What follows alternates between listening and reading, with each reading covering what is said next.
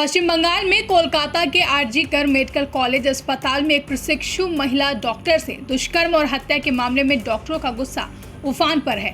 देश भर के डॉक्टर इसके विरोध में सड़कों पर उतरकर विरोध प्रदर्शन कर रहे हैं। इस बीच भाकियू नेता राकेश टिकैत ने इस मामले को लेकर प्रतिक्रिया दी है, जिस पर भाजपा ने पलटवार करते हुए निशाना साधा है।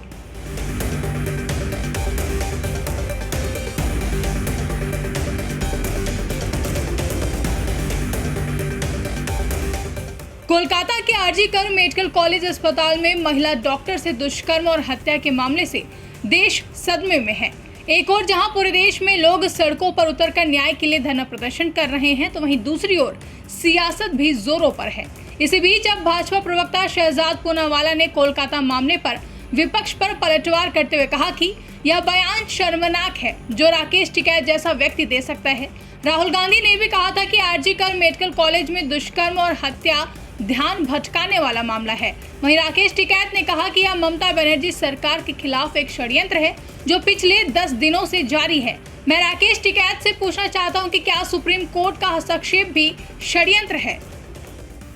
देखिए, आज पूरे देश में एक न्याय के लिए लड़ाई चल रही है। बंगाल में जो आरजी कर मेडिकल कॉलेज में रेप और हत्या हुई, इस पर माननीय सुप्रीम कोर्ट ने भी संज्ञान लिया।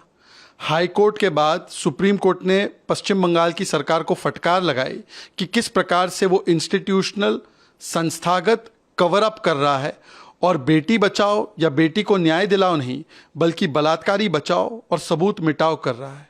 परंतु दुख की बात यह है कि कल राहुल गांधी ने कहा कि ये पूरा विषय एक डिस्ट्रैक्शन है। मतलब बंगाल में बेटी के लिए न्याय की लड़ाई डिस्ट्रैक्शन है। और राहुल गांधी की देखा देखी राकेश टिकैत, जो इनके करीबी नेता है, इंडिया अलायंस के बहुत ही चहेते नेता है, वो कहते हैं कि ये षड्यंत्र है ममता बनर्जी की सरकार के खिलाफ। वो कहते हैं कि 10 दिन से मीडिया और देश की जनता प्रोपेगेंडा कर रही है।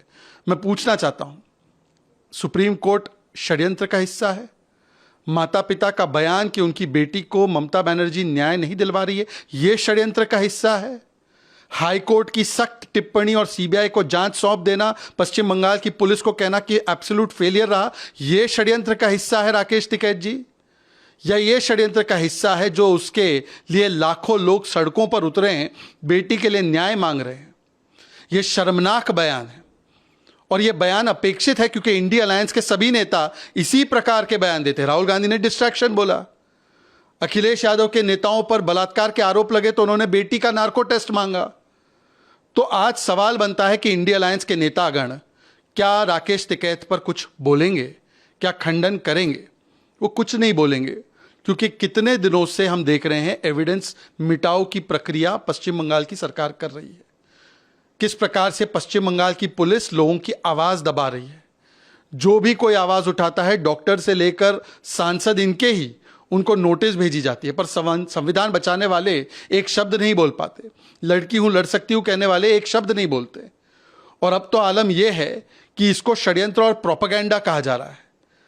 मुझे लगता है कि पश्चिम बंगाल में अब पिछले दिनों और भी 4-5 घटनाएं हुई है। नर्स के साथ भी उत्पीड़न हुआ है, मारा पीटी की घटना भी एक डॉक्टर के साथ हुई है। ये थमने का नाम नहीं ले रही है और उल्टा ममता बनर्जी इस्तीफा देने के बदले राकेश टिकैत और राहुल गांधी उनको कवर फायर दे रहे हैं और कोई डिस्ट्रैक्शन कह रहा है और कोई उसको प्रोपेगेंडा कह रहा है। ये पीड़ित का, पीड़िता के परिवार का और तमाम लाखों डॉक्टर्स और महिलाओं का अपमान किया है राकेश टिकैत ने। उनको माफ़ी भी मांगनी चाहिए, पर इंडिया अलायंस को इस पर अपना वक्तव्य भी जारी करना चाहिए। बता दें कि बीते कल भाकियू नेता राकेश टिकैत ने कोलकाता मामले में प्रतिक्रिया दी। इस दौरान उन्होंने कहा कि कोलकाता में महिला चिकित्सक से दुष्कर्म और हत्या की घटना पर कार्रवाई के लिए देश में कानून और संविधान है। इसके बावजूद इस घटना को पिछले 10 दिन से हाईलाइट किया जा रहा है। यह पश्चिम बंगाल सरकार को बदनाम करने और गिराने की साजिश है।